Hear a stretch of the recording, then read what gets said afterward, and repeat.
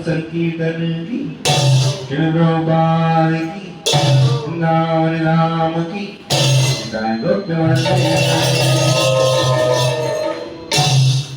ओम नमो भगवते वासुदेवाय ओम नमो भगवते वासुदेवाय ओम नमो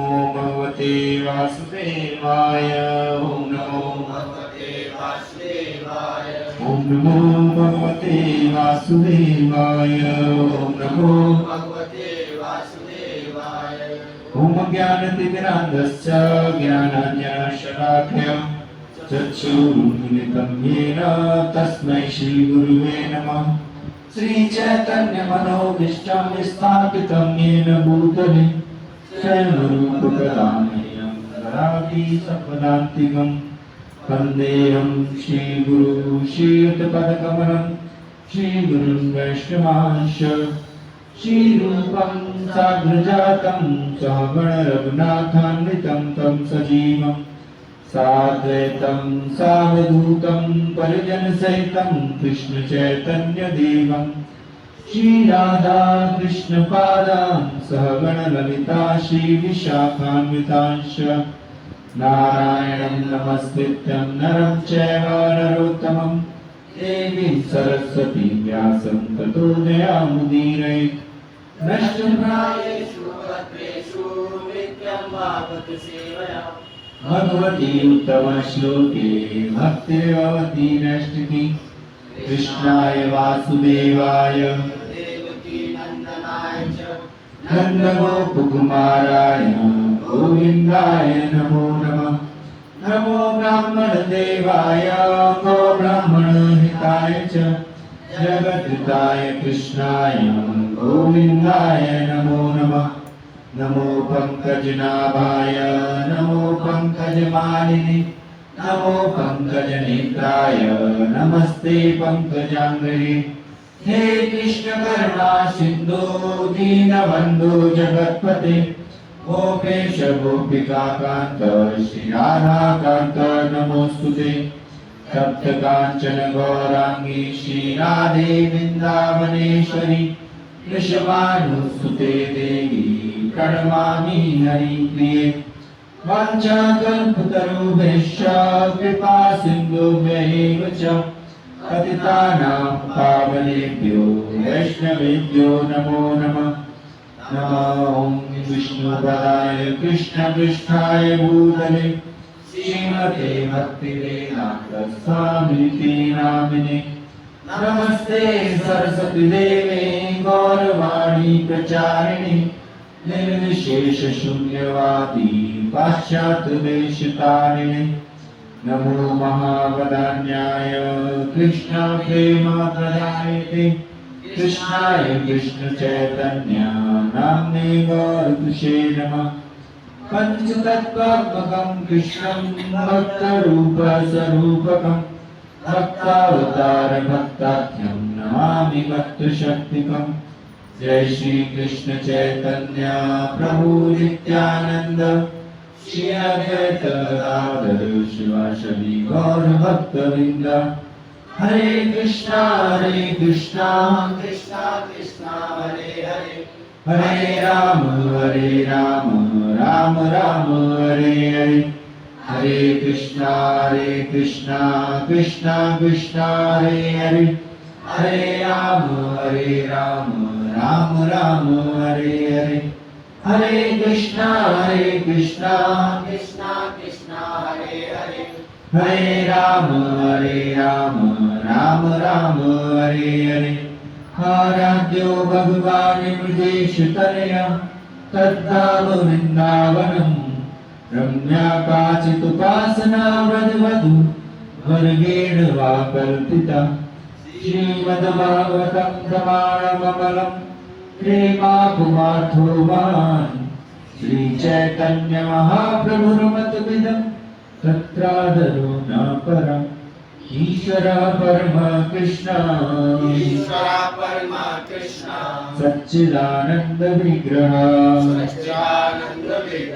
अनादिरादि गोविंद सर्वकारण कारणम् ईश्वरः परमः कृष्ण सच्चिदानंद विग्रह अनादिरादि गोविंद सर्वकारण कारणम् ईश्वरः परमः कृष्ण सच्चिदानंद विग्रह अनादिरादि गोविंद सर्वकारण कारणम्। हरे कृष्णा कृष्णा कृष्णा हरे हरे हरे राम राम हरे हरे। हरे कृष्णा कृष्णा कृष्णा हरे हरे हरे राम राम हरे हरे। हरे कृष्णा कृष्णा कृष्णा हरे हरे हरे राम राम हरे हरे। हरे कृष्णा। तो हम लोग चैतन्य महाप्रभु की विभिन्न लीलाओं पर चर्चा कर रहे थे। तो चैतन्य महाप्रभु की जो लीलाएं हैं वो विभिन्न शास्त्रों में बताई गई हैं। और चैतन्य महाप्रभु के प्रकट के बाद कई सारे उनके पार्षदों ने उनकी लीलाओं का वर्णन किया।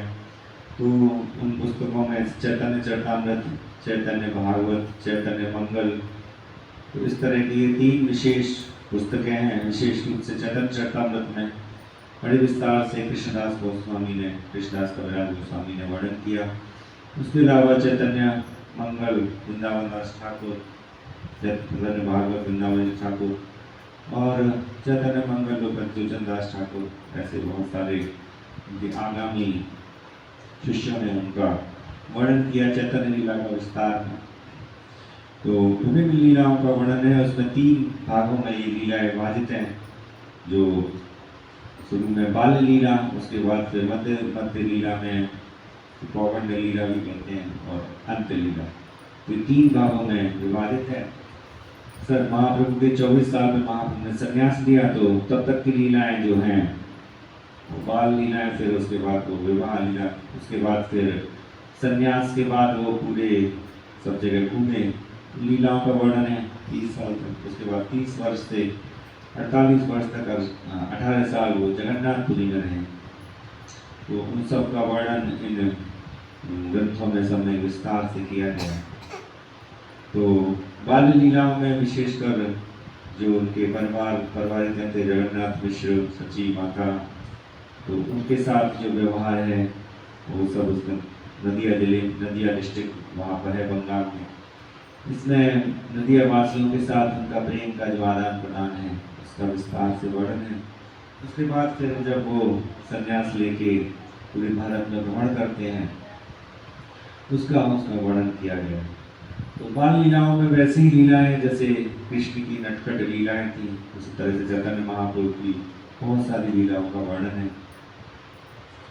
और उसके बाद फिर जो बड़े होके जब वो संन्यास ले लिया तो उसमें फिलॉसफी, दर्शन के बारे में विशेष रूप से, और महाप्रभु के जो भाव थे, जैसे उस समय हमने वर्णन किया था कि चैतन्य महाप्रभु जब नदिया से वृंदावन आए तो रास्ते में वाराणसी में और उधर काशी में, वाराणसी में इत्यादि में सब जगह रुके, प्रयाग में।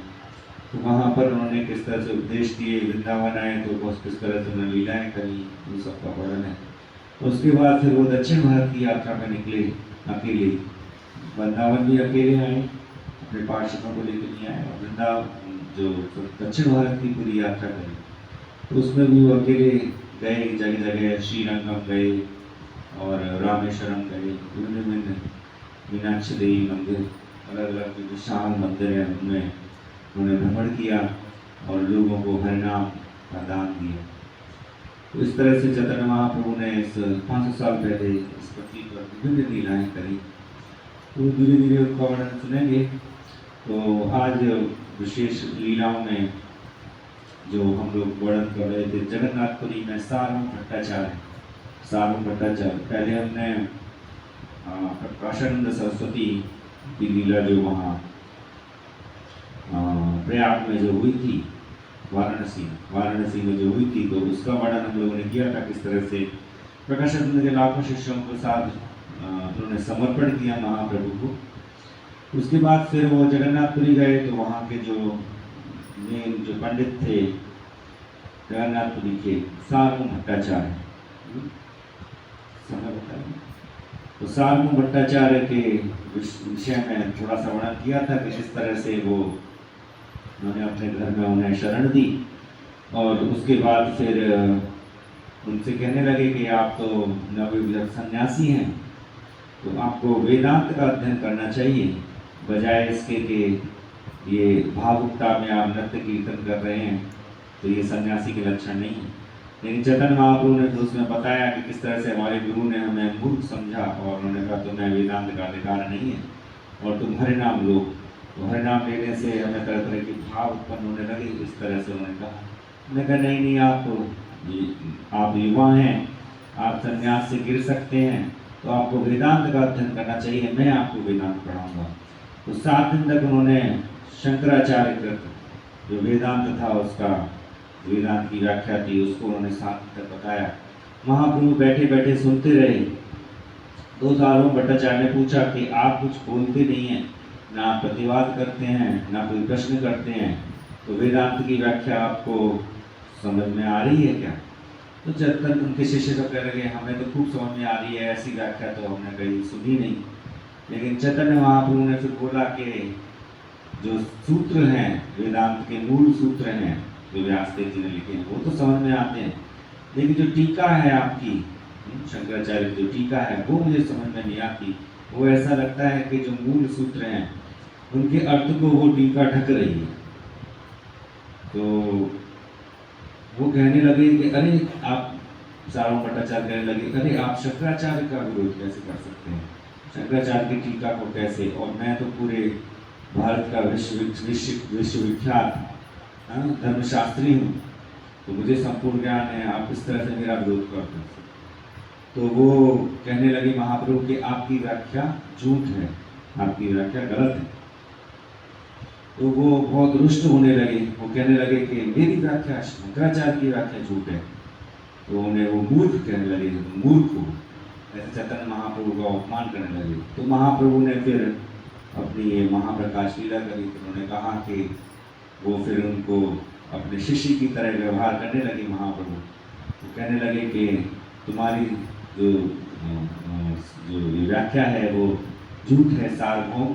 तो उन्होंने तुम्हारी कहा और सार्वभौम को जब कहा तो बहुत ही वो रुष्ट हो गए कि तुम मेरा नाम ले रहे हो, और बहुत ज़्यादा रुष्ट हो गए, वो उन्हें बहुत परेशान होने लगी। तब उन्होंने चैतन्य महाप्रभु ने जो वास्तव में वेदांत की व्याख्या थी, आत्मा राम मुनियो शब्द है, उसकी व्याख्या करी और विभिन्न विभिन्न शास्त्रों से कोटेशन दिए, और विशेष रूप से ब्रह्म संहिता से ईश्वर परमा कृष्ण सच्चिदानंद विग्रह अनादिरादि गोविंदा सर्व कारण कारण, और जो वेदों में भगवान के स्वरूप का वर्णन है कि उनके हाथ हैं, उनके पैर हैं, इस तरह से पूरा उन्होंने वर्णन किया। तो एकदम वो सार्वभौम हक्के बक्के रह गए उनकी व्याख्या सुन के, और बड़े ही दुखी हो गए, क्योंकि उनको एक बहुत बड़ा झटका लगा कि मुझे तो ये ज्ञान ही नहीं था। लेकिन वो अहंकारवश वो उनका मन नहीं मानना था, बहुत क्रुद्ध हो गए और चिल्लाने लगे कि इनको यहाँ से निकालो। अब उन्होंने तो नहीं कहा, लेकिन अपने जो घर वाले थे उनसे कहा कि ये यहाँ नहीं रहेंगे। उनके जो बहनोई थे वो उन्हें गोपीनाथ, वो उनको लेके आए थे चैतन्य महाप्रभु, उन्होंने इनको यहाँ से ले जाओ। तो बहुत परेशान हो गए, 2-3 दिन तक वो कुछ ना खा रहे थे ना पी रहे थे, बड़े चिंतित रहते थे। एक सुबह वो उठे ही नहीं थे, बिस्तर से बस उठे ही थे, मंजन कुछ किया नहीं था। तो अचानक वहाँ महाप्रभु आ गए, और महाप्रभु आके उनको जगन्नाथ जी का प्रसाद देने लगे। उससे पहले रात्रि को सपने में उन्होंने देखा वो महाप्रभु आए, प्रकट हुए, और तुरंत उन्होंने षड्भुज रूप धारण किया। उसके दिन में 2 हाथों में उनके धनुष बाण था, और 2 हाथों में मुरली बाण धारण किए हुए थे, और 2 हाथों में एक दंड और एक कमंडल। षड्भुज रूप महाप्रभु ने दिखाया उन्हें, और राम और कृष्ण का रूप दिखाया। तो बड़े अचंभित हुए वो। तो सुबह सुबह वो आए, उन्होंने कहा ये जगन्नाथ का प्रसाद है, या ग्रहण करिए। वो कहे अभी तो मैंने कोई ध्यान कुछ नहीं किया, कुछ भी है तो बिस्तर से उठाऊं। फिर उन्होंने कहा नहीं, आप पा लीजिए प्रसाद। तो कि मेरे धर्म का क्या होगा? तो वो कहते ही रहते हैं कि ये सब लोग कहते थे ये युग धर्म है, हरिनाम युग धर्म। तो चिल्ला चिल्ला के कहते थे कि अब तो युग धर्म चलेगा, अब कोई नियम कानून नहीं चलेगा। इस तरह से गुस्सा होते थे। तो वो कहने लगे अब मेरी पूजा का मेरा क्या होगा?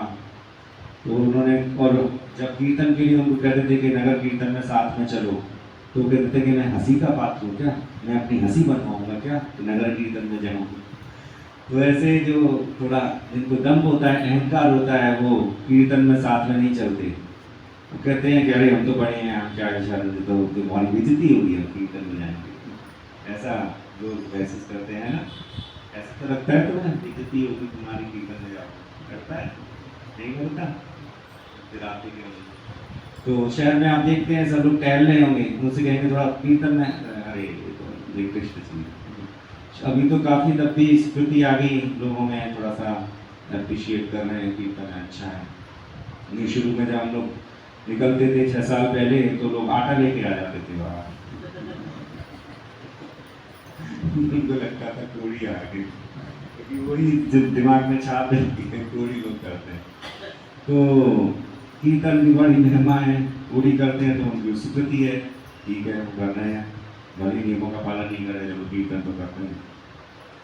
उनसे हम लोगों से तो अच्छी हो गए।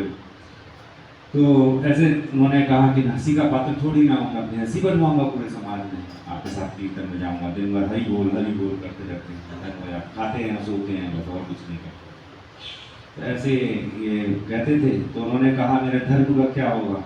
वो कह रहे सब मुझे, तो मैं आपके लिए तो पूरी आया हूँ। तब उन्हें ज्ञान हुआ कि हरिनाम है वो सर्वोपरि है। तब वो सब छुआछूत हटा के, क्योंकि ये कीर्तन ही एक माध्यम है जो अमीर गरीब ऊंचे नीचे जाति वाति सबको एक लेके आता है, साथ में लेके आता है। और कोई मंच ऐसा नहीं है, आप शादी व्यवहार करेंगे तो उसमें सब छुआछूत करते हैं और ऊंच नीच करते हैं, गरीब अमीर को देखते हैं, उसी तरह व्यवहार करते हैं। लेकिन कीर्तन एक ऐसी चीज है जिसमें कोई भेद नहीं होता, अमीर गरीब सब बैठ के हर नाम लेते हैं। तो वो भी इसी तरह से मानते थे कि ये पंडित हैं, इनके साथ व्यवहार करना चाहिए, नीची जाति इस तरह वो सार्वभौम अत्याचार करते थे। लेकिन उनमें बड़ा परिवर्तन आया और वो समझ गए कि ये कीर्तन भगवान का कीर्तन है, वो बहुत अति महत्वपूर्ण है। तो उनके साथ महाप्रभु के साथ पुरी की गलियों में कीर्तन में शामिल हुए और जितने भी जिनको क्या कहते हैं अछूत हैं ये हैं, तो उनको गले लगा लगा के कहा हरि बोलो हरि बोलो। तो ये सब वो करने लगे। तो राजा वहाँ के थे प्रतापरुद्र नाम के राजा, तो वो बाहर गए हुए थे, तो उनके मंत्री बड़े बदमाश थे, तो उन्होंने देखा तो इसको विद्रोह किया, अरे ये तो। और जब ऐसे पंडित लोग थे तथाकथित पंडित समाज में, तो अगर कोई तथाकथित शूद्र तो शूद्र भी अच्छा होता है, शूद्र को निकृष्ट मानते थे, तथाकथित जो सेवा करने वाले लोग हैं तो उनकी छाया भी पड़ जाए तो कभी तुमने मुझे भ्रष्ट कर दिया, इस तरह से व्यवहार कर दो कि तुमने मुझे मेरा धर्म भ्रष्ट कर दिया, तुम्हारी छाया मेरे ऊपर पड़ गई, तो ऐसे प्रताड़ना करते थे। लेकिन चैतन्य महाप्रभु ने सबका विरोध किया।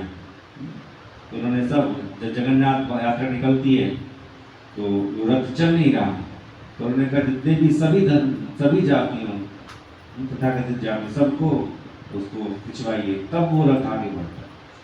तो ऐसे चैतन्य महाप्रभु ने सिखाया अपने उससे कि ये विभिन्न जातियों में जो समाज बट रहा है, तो अगर आदमी विद्वान होगा, जानने वाला होगा, तो वो समझेगा कि ये भगवान की एक सेवा है। भगवान की आरती करना और भगवान के मंदिर में झाड़ू लगाना, उसका फल एक ही है। भगवान की आरती देखना या करना बात एक ही है, क्योंकि ये आध्यात्मिक जगत। तो इस तरह से ये जातियों का अंतर चैतन्य महाप्रभु ने विशेष रूप से मिटाया। तो विभिन्न जातियाँ आपस में कीर्तन सबको करना चाहिए, चाहे ब्रह्मचारी हो, चाहे सन्यासी हो, चाहे गृहस्थ हो, सब एक दूसरे गले में हाथ डाल के जय सच्चिनंदन कीर्तन करते हैं। तो इस तरह से चैतन्य महाप्रभु ने, और भी फिर आगे लीला का वर्णन है किस तरह से उनके मंत्री वगैरह ने विरोध किया और बहुत सारा वहाँ विवाद हुआ। और भी फिर एक रामानंद राय उनके प्रतिनिधि थे, फिर राजा भी आए, उनको भी बड़ा कंफ्यूजन हुआ। तो इस तरह से चैतन्य महाप्रभु की बहुत सारी लीलाएं धीरे धीरे वर्णन करेंगे किस तरह से महाप्रभु ने, और वही चीज़ें बार बार रिपीट होती हैं समाज में, वो सब चीज़ देखते हैं छुआछूत और इत्यादि की चीज़ें, तो उससे बहुत विरोध भी होता है। समय समय पर मंदिर बांट दिए जाते हैं, ये मंदिर अछूतों का है, ये मंदिर भगवान को भी अछूत और छूत में बांट देते हैं, या फिर ये पूजा का अधिकार किसको है। तो ये सारी चीज़ें बहुत ही ध्यानपूर्वक ध्यान देने योग्य है। नियमों को हम जानेंगे और धर्म को जानेंगे तो किस तरह से व्यवहार किया जाता है, वो सबकी पहचान। ठीक है, 5 मिनट और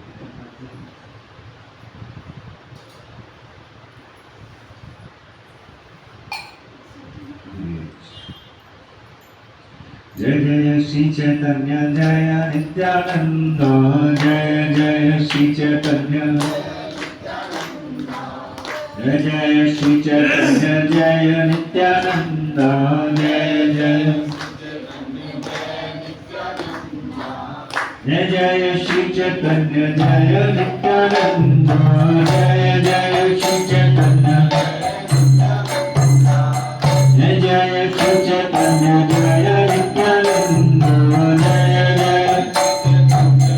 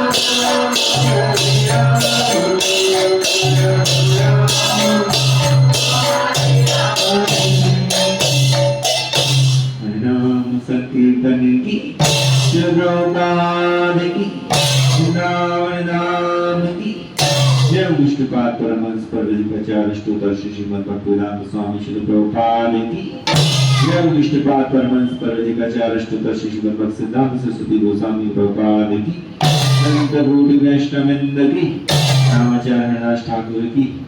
प्रेम प्रभु श्री कृष्ण चैतन्य प्रभु नित्यानंद श्री अद्वैत गदाधर शिवाचार्य गौर भक्तवृंद की।